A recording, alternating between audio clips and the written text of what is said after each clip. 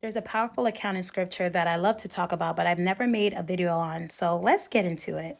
In the book of John 9, we read the account of a man who was vision impaired or blind and how Jesus healed him. Jesus and his disciples were out walking, and they came across a man who was blind from birth. And his disciples proceeded to look at Jesus and asked him, Rabbi, for what reason is he blind? Is it because of his sins? Is it the sins of his parents?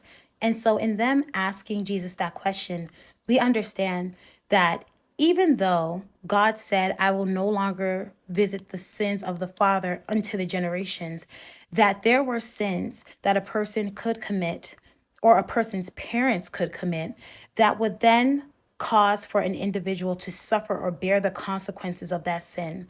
This is what we know to be a generational curse. When you sin or when your parents sin and that sin has gone unconfessed, unrepented, it then opens a door for the enemy to have legal right in order to afflict an individual. And that affliction can manifest in something such as blindness. And so when we talk about how scripture tells us that the devil stands accusing the brethren, this is a part of the accusations that he levies against us at the throne of God. He says, XYZ, this person's a sinner, and because of that, I have a legal right to afflict that individual. But that's just the beginning of this story. Let's keep going. Jesus proceeds to look at his disciples and he tells them, no, he's not blind because he's sinned or his parents sinned.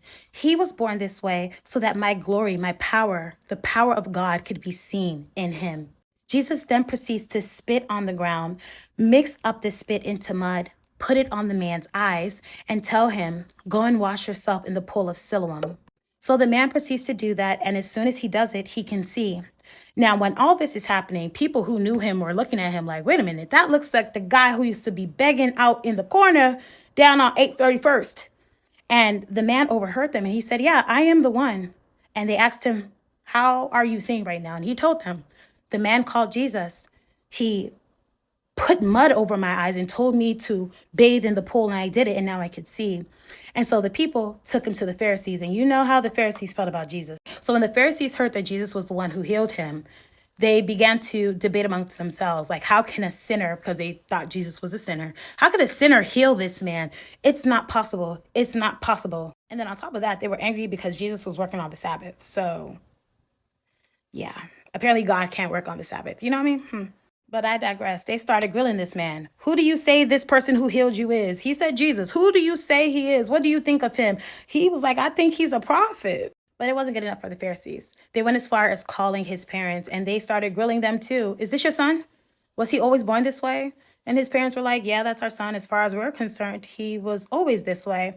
And if you want to know who healed him, ask him. He's a grown adult. He can speak for himself. You love to see it. But it wasn't enough for the Pharisees still. So they called the man back and they were like, are you sure Jesus healed you? Because he's a sinner. And how'd that happen? And the man said, listen, I don't even know if he's a sinner.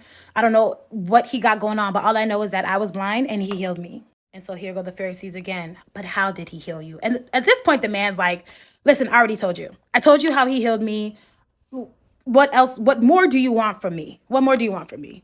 If you made it this far into the video, first of all, God bless you. But I'm sure some people are like, okay, Ma, what's the significance? Because you already talked about generational curses, but there's something very powerful within this story. When you look to scripture, you see that Jesus performed a plethora of miracles, many of which I'm sure aren't even accounted for in the word. But it's very interesting that out of all the miracles Jesus performed, the raising of the dead, the healing of the lepers, the healing of the sick, the woman with the issue of blood, the multiplication of bread and fish. Never was it ever made such a big issue. So what was it about this man who was blind that made it such a big issue? Because this was not the first time Jesus healed on the Sabbath either. This is the revelation behind what we're reading in the text. And this is the revelation in the word. This man could not see. And so Jesus took his saliva and mixed it with the dirt in order to create clay. In the beginning, what was man formed from? Clay. And so when Jesus placed that clay, placed that mud over the man's eyes, he was creating for him new eyes. This was an individual who had no ability to see. It's possible he had no eyes at all. And yet Jesus, with the clay, showed he was God and created him fresh new eyes. And the Pharisees could not possibly imagine that someone could do the impossible. But that's the thing. Nothing's too impossible for God. And so, yet again, this is just scripture showing us how Jesus is in fact God, creator of the universe, author and finisher of all things, who can create something from nothing, create fresh eyes for someone who can never see. I pray this message bless you.